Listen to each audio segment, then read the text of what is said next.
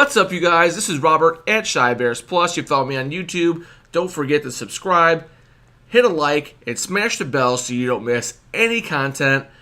Also, go to Twitter and find my awesome analysis and the dankest memes of all memes on Twitter at Shy Bears Plus. On Instagram, mostly just memes at Shy Bears Plus. We are here in the pre-recorded Shy Bears Plus studio. Jeff will not be with us today, so if anybody misses him, you know what? I'm sorry. You might get some bonus content tomorrow or the next day from him. But yes, he left me to do this lone wolf. He got caught in the moment, and that's all right, man. We're just fans out here living. This ain't a job, baby. But anyway, we are here to talk about Bears victory Monday. Bear down. Let's go. The Bears 48. Buccaneers 10.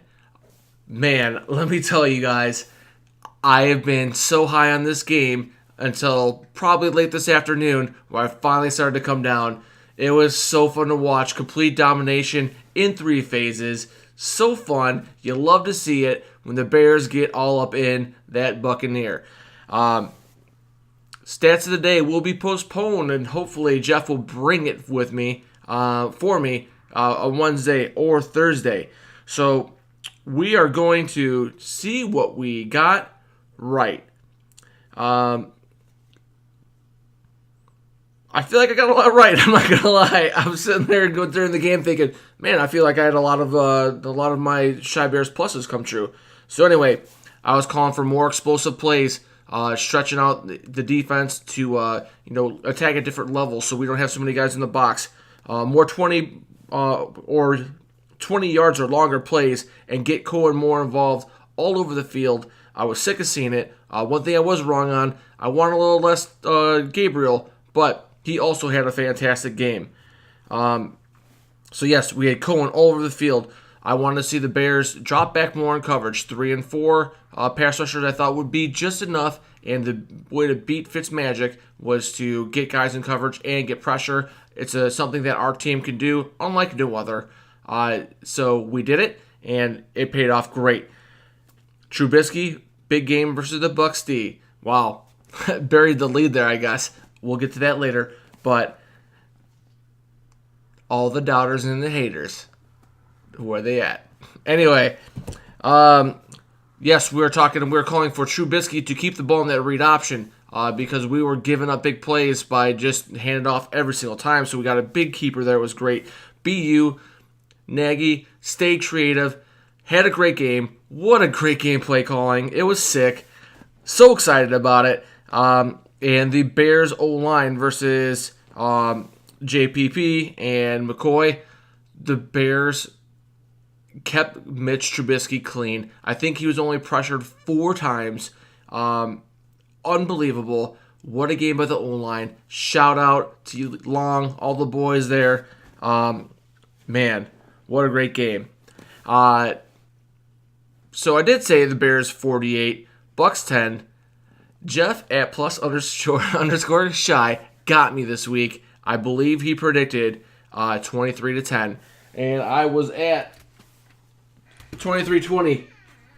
I must say, I didn't see the blowout coming. I thought that RD was going to match up well with their offense, and our offense was going to match up well with their defense. Where I went wrong was the offensive explosion by Mitchell, the Truth, Money Mitch, Trubisky, some of you, Trubinsky, whatever you want to call him, it doesn't matter.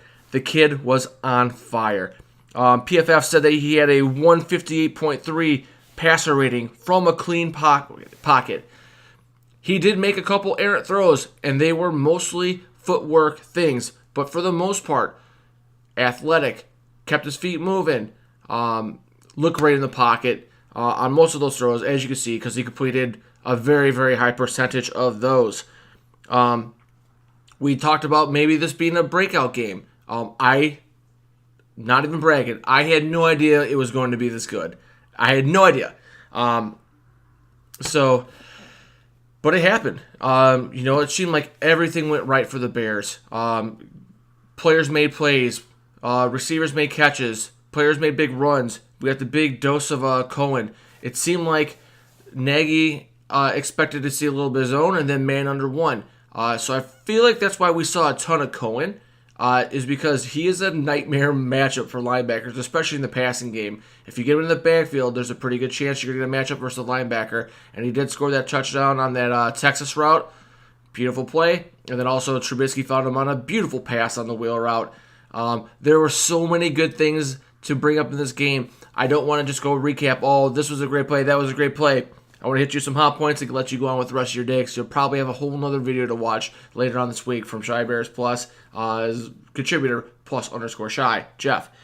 But, there's a lot of people out there getting on Twitter, maybe I did too, with all this Trubisky's a bust talk.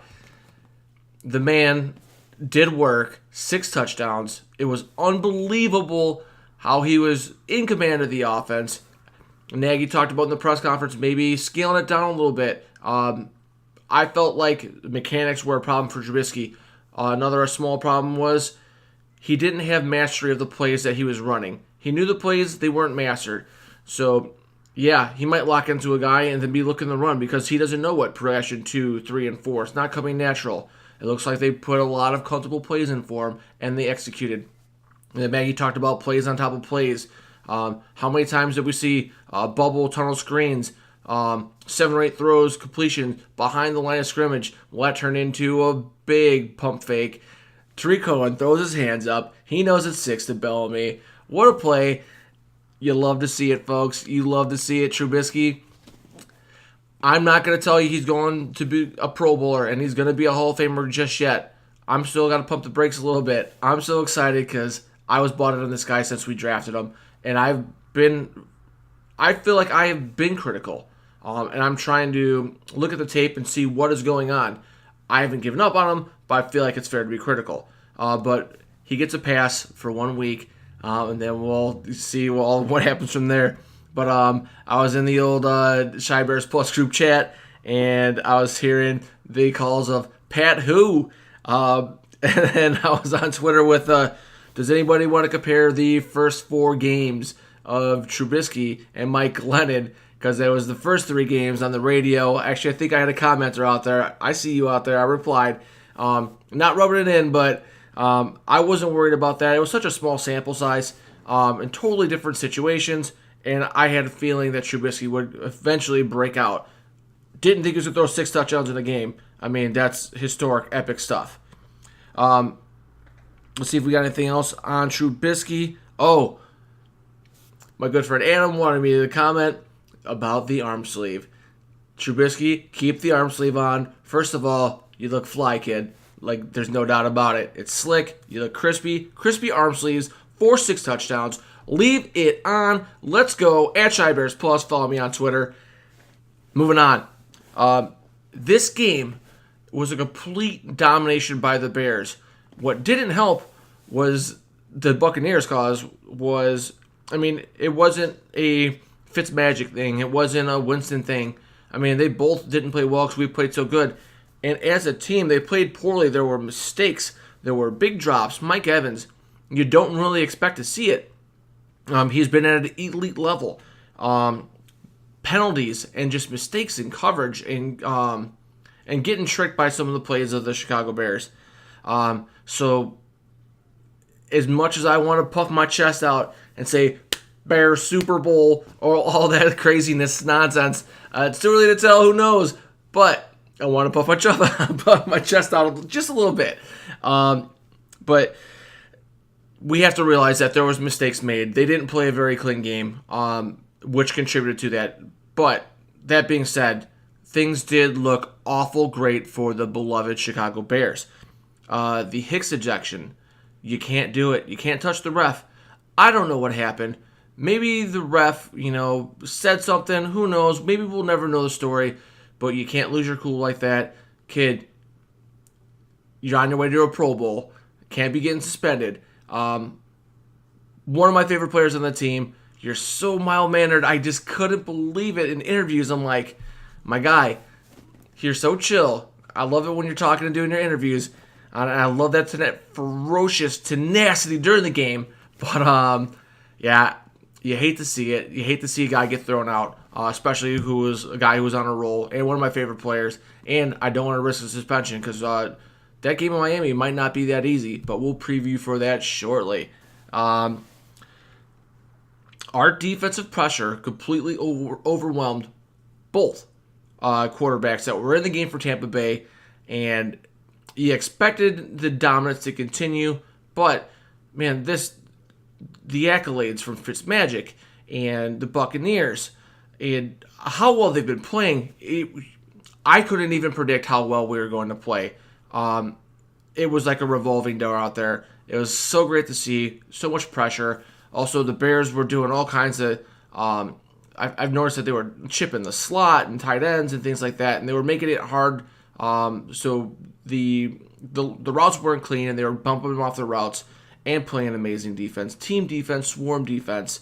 But man, any defensive coordinator will tell you if you can get pressure with 3 or 4 and drop multiple players, 7 or 8, it's a lot easier to cover people. That's why. And then also if you keep your rushing lanes, it's some of the greats.